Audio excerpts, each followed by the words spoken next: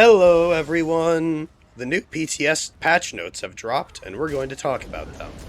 I know my reading this time is different than normal, but I kind of wanted to try something different, see if it works better. And on the topic of different, I'm also going to put an update on channel stuff here, though it will also be in the next few videos. I'm changing how the release schedule works for this channel. While I like teen games, making both it and a normal video on Fridays was more than I was really ready for, and I was starting to get burned out on the 2 videos a week. That's no small part of what caused the January break. So, in an attempt to fix this, I'm going back to 1 upload a week. There's still going to be a couple of other things scattered in on occasion, but the plan is to make both of the current shows bi-weekly, rotating between them every week, so in games 1 week and then Left of Meta on another. I also have a couple of other video projects I'm working on, but they're a lot more work than the other series, so they'll come out a lot slower. Hopefully the first one will be done before June, but we'll see what happens. I don't know if you can tell, but I kind of have a bit of a cold right now, so I apologize for my voice being weird. Anyways, for what you're all here for, patch notes. So we'll get to the sets in a moment, but first off, there's something really cool coming up with this patch that I want to touch on. This was teased last Friday and confirmed in more detail in the patch notes, but all player abilities will now be scaling off of the highest combat stat of the character. I don't know if I can clearly state how big of a deal this is for the play what you want mentality that Sauce has been pushing. Skills that are off resource now deal full damage, which is a massive boon for stamina characters in particular, allowing them to use dots like Boneyard, Twisting Path, and Necrotic Orb much more effectively. It also makes it a lot easier for newer players to figure out effective tools that work for them, and it gives veteran players a lot more options with what they want to do in their build. Interestingly, I think one of the skills we'll be seeing more off of this change is actually Caltrops, as it'll let magical classes have access to an AoE minor breach while not sacrificing too much damage. All in all, this is a huge and exciting change for how ESO works that I am very excited to see. For the sets in the new dungeon Coral Aerie, Maligalig's Maelstrom, try saying that 10 times fast, is a new light armor set that I find immensely entertaining, even if I don't think it will ever be good.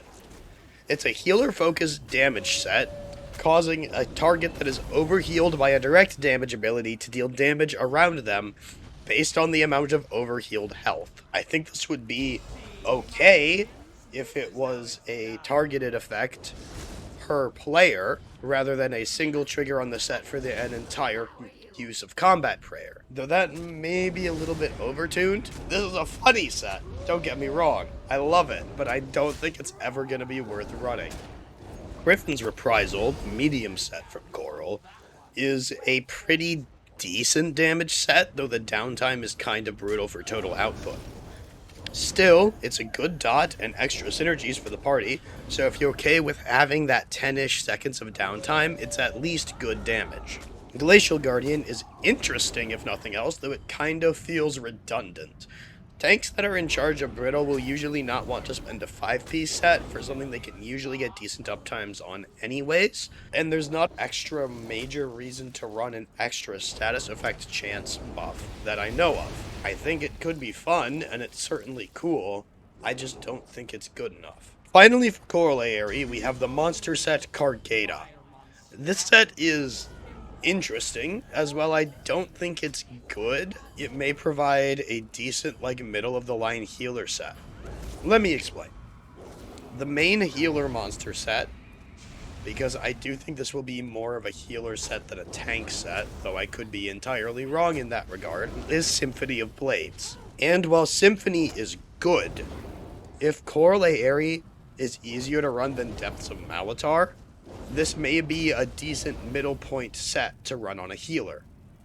It's the right kind of sustain for Bosse, though it requires a more conscious effort on the healer's end than other sets like Symphony or other decent starter healer sets like Troll King. we'll have to see how it turns out. On the other side of Tamriel in the dungeon Shipwright's Regret, we have the set Storm-Cursed Revenge.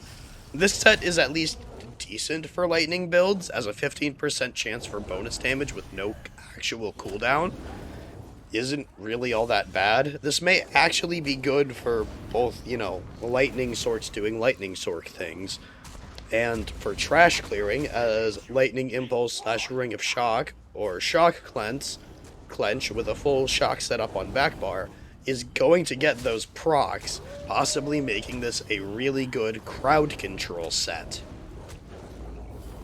Next up is Spriggan's Vigor, a medium set that seems pretty good for stamina builds. Each time you deal critical damage, you regain stamina and gain a stack of Wild Growth.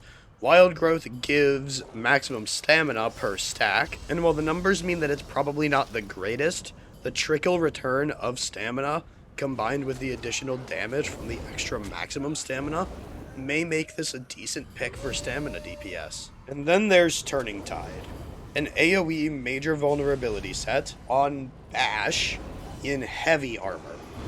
This is going to be another tank set that everyone wants your tanks running, simply because it means we can consistently get major vulnerability without spending an ultimate, which is huge. And while it's got competition, I think this will be run more than almost any of the other two sets, save for possibly the next two.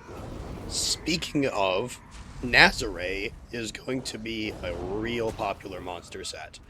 For the start, at its most basic, it's a monster set to throw on a tank or healer that extends the duration of every single target dot from all DPS in the party, not to mention increasing the duration of things like major vulnerability. It is worth noting that you have to have all of these applied before you cast the ultimate for Nazare, but you can extend any existing dot no matter what it, or debuff no matter what it's sourced from. That's a lot of bonus damage. And finally, for the new sets I want to talk about, we also have Noon Attack. Okay, so this is a set that gives major brittle to any targets slowed by it.